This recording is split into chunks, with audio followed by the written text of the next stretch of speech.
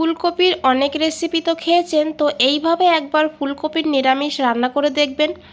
দারুণ লাগে খেতে, ভাত রুটি সব কিছুর সঙ্গে অসাধারণ লাগে। নমস্কার বন্ধুরা, আজকে নিয়ে এসেছি ফুলকপির নিরামিষ। চলুন রেসিপিটা দেখে নেওয়া যাক। তো এখানে প্রথমেই দেখুন, আমি একটা মিডিয়াম সাইজের ফুলকপি নিয়েছি। ফুলকপির ডাঁটাগুলোকে কেটে নিতে হবে, আর তারপরে ফুলকপিটাকে এইভাবে ছোট ছোট পিস করে নিতে হবে, মানে ফুলগুলোকে আলাদা করে নিতে হবে। তো এখানে দেখুন আমি অর্ধেক করে নিয়েছি ফুলকপিটাকে, তারপরে এই ফুলগুলোকে আলাদা করে নেব। আর ফুলগুলোকে আলাদা করে নেওয়ার পর ফুলগুলোকে কিন্তু একটু ছোট ছোট করে নেব, দেখুন এইভাবে। তো এইভাবে একটু ছোট করে কেটে নিলে, তাহলে আমি যেহেতু একটা মিক্সচারে দিয়ে একটু কিমা বানিয়ে নেব, সেই কারণে ছোট করলে সুবিধা হবে। তো এখানে আমি ফুলকপিটাকে কেটে নিয়েছি, আর ফুলকপিটাকে এখন খুব ভালো করে ধুয়ে নিতে হবে। ফুলকপির সঙ্গে নিয়েছি একটা আলুটাকে এইভাবে ডুমো করে কেটে নিয়েছি। আর এদিকে দেখুন আমি মিক্সচার গ্রাইন্ডার নিয়েছি, সঙ্গে ফুলকপিও নিয়ে নিয়েছি, আর ফুলকপিটাকে কিন্তু ভালো করে ধুয়ে নিয়েছি। এখন এই ফুলগুলোকে দিয়ে দিতে হবে এই জারের ভেতর। জল দিতে হবে না, হালকা করে এটাকে কিন্তু গুঁড়ো করতে হবে, একদম পেস্ট করলে হবে না। তো দেখুন আমি একটু দেখিয়ে দেবো কিভাবে বানিয়েছি। তো একবার মিক্সচারটা অন করবেন, একবার অফ করবেন, তাহলে দেখবেন এটা খুব সহজে কিমা হবে। তো আপনারা চাইলে কিন্তু এটাকে গ্রেট করেও নিতে পারেন গ্রেটারের সাহায্যে। তো এইভাবে কিমাটা বানাতে হবে। আর এদিকে দেখুন আমি একটা কড়াইতে 3 চামচ সর্ষের তেল নিয়েছি। রান্নাটা সর্ষের তেলেই করবেন, তাহলে কিন্তু স্বাদটা ভালো হবে। সাদা তেলেও করতে পারবেন। তেলটাকে ভালো করে গরম করে নিতে হবে। তারপরে দিয়েছি এখানে অল্প করে লবণ, আর দিয়ে দেবো এখানে অল্প করে একটু হলুদের গুঁড়ো। আর তারপরে দিতে হবে এখানে কেটে রাখা আলুগুলো। এখন আলুটাকে কিন্তু ভালো করে ভাজতে হবে, আর আলুটাকে অবশ্যই লো টু হাই ফ্লেমে ভাজতে হবে, তাহলে আলুটা তাড়াতাড়ি ভাজা হবে আর একদম ভেতর পর্যন্ত কিন্তু সিদ্ধ হবে। তো দেখুন বন্ধুরা, আমি ঢাকা দিয়ে রেখেছিলাম 2 মিনিটের জন্য। 2 মিনিট পর আমি ঢাকনাটা খুলে নিয়েছি। তো এখন খুব ভালো করে মিশিয়ে নেব। তো দেখুন আলুর কিন্তু কালার হয়ে এসছে।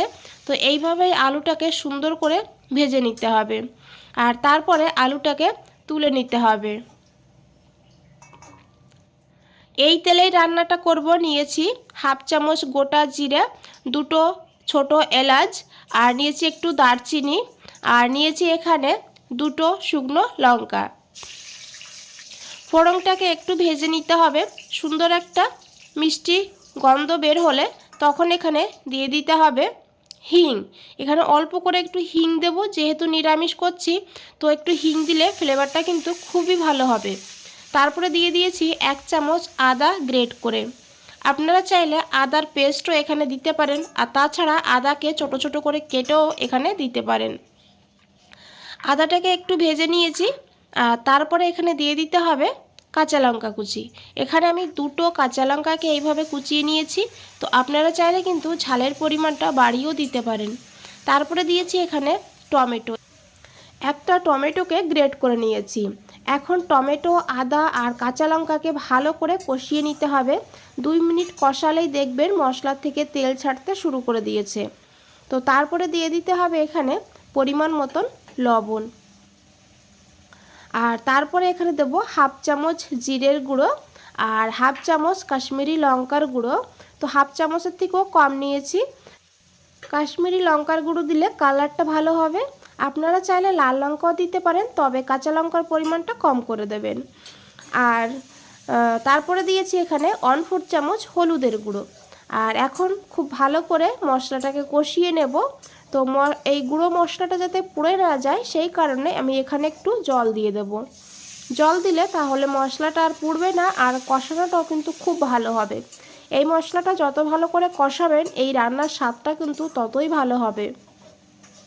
তো দেখুন বন্ধুরা, মশলা থেকে কিন্তু তেল ছেড়ে দিয়েছে, আর এইভাবে ভালো করে মশলাটাকে কষিয়ে নিতে হবে। এখন এখানে দিয়ে দিতে হবে মটরশুঁটি। এখানে আমি ফ্রেশ মটরশুঁটি ব্যবহার করেছি, আপনারা চাইলে কিন্তু ফ্রোজেনও ব্যবহার করতে পারবেন। তো মটরশুঁটিটাকে দিয়েও খুব ভালো করে একটু ভেজে নেব, কারণ যেহেতু কাঁচা মটরশুঁটি ব্যবহার করেছি, তাই একটু ভেজে ঢাকা দিয়ে দিলে মটরশুঁটিটাও সিদ্ধ হবে আর ভালো করে ভাজাও হবে। তো তো লো ফ্লেম করে 2 মিনিটের জন্য ঢাকা দিয়ে রেখেছি। এদিকে আমি একটা ফ্রাই প্যান বসিয়ে দিয়েছি। ফ্রাই প্যানটা গরম করে তারপরে নিয়েছি 3 চামচ সাদা তিল। তিলটাকে লো ফ্লেমে ভেজে নেব। তো দেখুন সুন্দর একটা কালার হয়ে গিয়েছে আর সুন্দর একটা সুগন্ধ বেরিয়েছে। তো এখন তিলটাকে নামিয়ে নিতে হবে, নামিয়ে ঠান্ডা করে নিতে হবে। তো দেখুন বন্ধুরা, তিলটাকে এখানে আমি নামিয়ে নিয়েছি। এখন সাইডে রেখে দেবো এটাকে।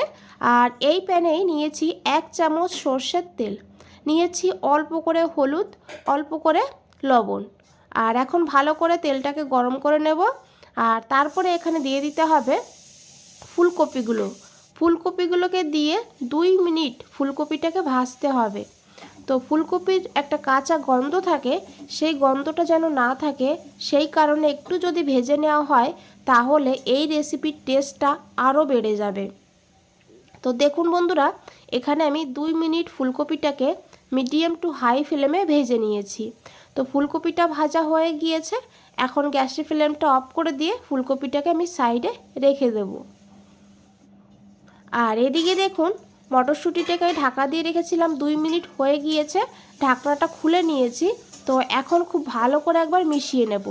আর এই মটরশুঁটি দেওয়ার কারণে এই রেসিপিটার টেস্টটা কিন্তু আরও বেড়ে যাবে, আবার একটু মিষ্টি মিষ্টিও স্বাদ আসবে। তো দেখুন খুব ভালো করে নাড়াচাড়া করে নিয়ে আমি দিয়ে দিয়েছি ভেজে রাখা আলুগুলো। আলুগুলোকে দিয়েও খুব ভালো করে মশলার সঙ্গে কষিয়ে নিয়েছি। তারপরে দিয়ে দিতে হবে এখানে ভেজে রাখা ফুলকপিগুলো। ফুলকপিটাকে দিয়ে খুব ভালো করে এইভাবে মশলার সঙ্গে মিশিয়ে নেব। তো মশলার ফ্লেভার যাতে ফুলকপির মধ্যে ঢুকে যায় সেই কারণে আমি 1 থেকে 1.5 মিনিটের জন্য ঢাকা দিয়ে রেখে দেব। এদিকে দেখুন তিলটাও ঠান্ডা হয়ে গিয়েছে। তো ঠান্ডা করেই কিন্তু তিলটাকে পেস্ট করতে হবে, গরম অবস্থায় করলে তাহলে তিলের থেকে তেল ছেড়ে দেবে। তো এদিকে দেখুন আমি একটা জার নিয়েছি, জারের মধ্যে 2 চামচ তিল নিয়ে নিয়েছি, 1 চামচ রেখে দিয়েছি। আর নিয়েছি এখানে 4-5টা কাজু বাদাম।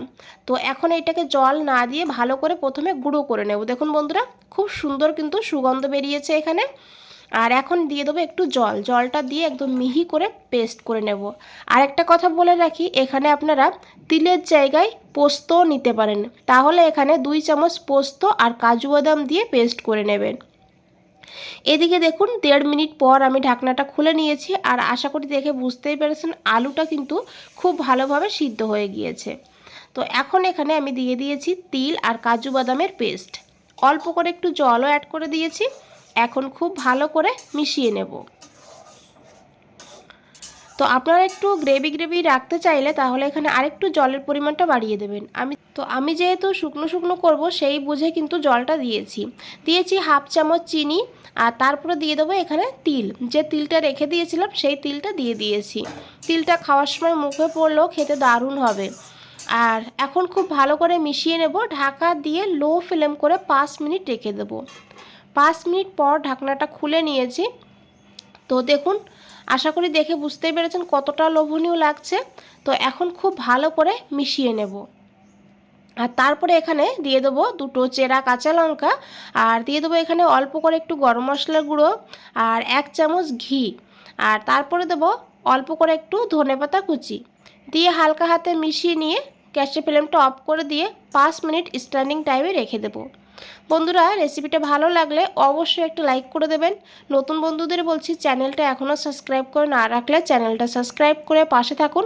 আর নিচে বেল আইকনটা আছে, প্রেস করে রাখুন। যখনই নতুন কোনো রেসিপি দেবো সবার আগে আপনাদের কাছেই পৌঁছে যাবে। তো বন্ধুরা, আশা করি দেখে বুঝতে পেরেছেন এই ফুলকপির রেসিপিটা কতটা লোভনীয় হয়েছে। ফুলকপির এই রেসিপিটা রাতের ডিনারেও বানিয়ে নিতে পারবেন, আবার দুপুরে ভাতের সঙ্গেও কিন্তু দারুণ লাগবে খেতে। তো আমি একটু উপর দিয়ে সাদা তিল ছড়িয়ে দিলাম।